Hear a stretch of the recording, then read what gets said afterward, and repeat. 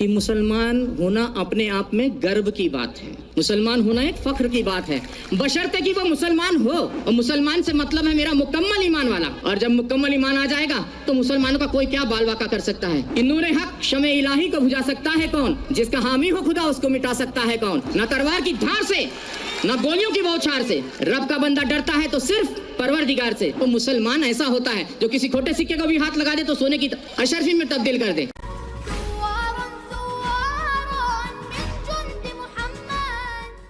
अस्सलामुअलैकुम वरहमतुल्लाहि वबरकातुहू। दोस्तों, इसमें कोई शक नहीं कि मुसलमान होना अपने आप में गर्व की बात है, फख्र की बात है, क्योंकि इस्लाम दुनिया का वाहिद दीन है जो पीस की बात करता है, भाईचारा की बात करता है, इंसानियत की बात करता है। और इसी को लेकर सुनते हैं एक हिंदू पंडित जी को जो आज कल के मुसलमानों के हालात पर बात कर रहे हैं। बुजुर्ग मुसलमान हमारे कमरे में आए, बोले बाबा जी देश में इस समय जो हाल है या जो हालात हैं इसके बारे में आप क्या लगता है, मुसलमानों के तो पीछे पड़े हैं। तो मैंने उनसे कहा कि मुसलमान होना अपने आप में गर्व की बात है, मुसलमान होना एक फख्र की बात है, बशर्ते कि वो मुसलमान हो। और मुसलमान से मतलब है मेरा मुकम्मल ईमान वाला। और मुकम्मल ईमान वाला कोई भी हो सकता है, फिर वो चाहे मुस्लिम हो, चाहे सिख हो, चाहे ईसाई हो, या मेरी तरह सनातन धर्म वाला एक मामूली सा अदना सा इंसान हो। तो मुकम्मल ईमान आना जरूरी है। और जब मुकम्मल ईमान आ जाएगा तो मुसलमानों का कोई क्या बाल वाका कर सकता है। कहते हैं कि नूरे हक शमे अल्लाह, ये खोटा सिक्का तेरी दुनिया में तो नहीं चला, क्या मेरे जैसा खोटा सिक्का तुझे कबूल होगा। तो उसने उसी वक्त वहां पर एक नूर प्रकट हुआ और आवाज आई कि उस थैली में हाथ डालकर देख।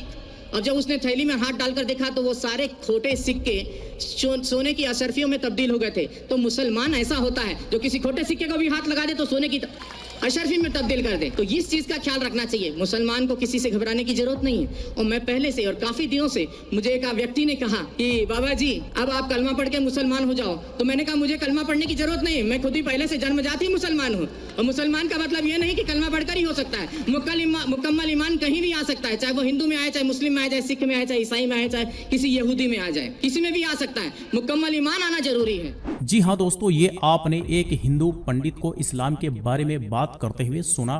कह रहे हैं कि एक सच्चा मुसलमान को किसी से डरने की जरूरत नहीं है, किसी से घबराने की जरूरत नहीं है, क्योंकि मुसलमान डरता है तो सिर्फ परवरदिगार से। यकीनन इन्होंने इस्लाम के इतिहास को सही से पढ़ा और जाना है, तभी तो इतनी बड़ी बात कह रहे हैं। खैर, हम इनके लिए अल्लाह सुब्हानहू व तआला से दुआ करेंगे कि ऐसे ही इन्हें इल्म की रोशनी अता फरमाते रहें और दीन के रास्ते पर चलना सिखा दे। अब चलिए जानते हैं इस बारे में। और खुदा की किताब के कहती है जब 80% 100% करेक्ट, लोग बोलेंगे इतना बड़ा डॉक्टर जिन में मानते हैं, सोल में मानते हैं, सोल किधर है, जहन्नम में मानते हैं। तो मैं कहता हूं व्हेन 80% 100% करेक्ट, 80% 100% सही है, बाकी एम्बिगुअस अननोन, सही भी हो सकता है, गलत भी हो सकता है। मेरी बुद्धि कहती है this is blind logical faith कि इंशाल्लाह वो 20% भी सही होगा।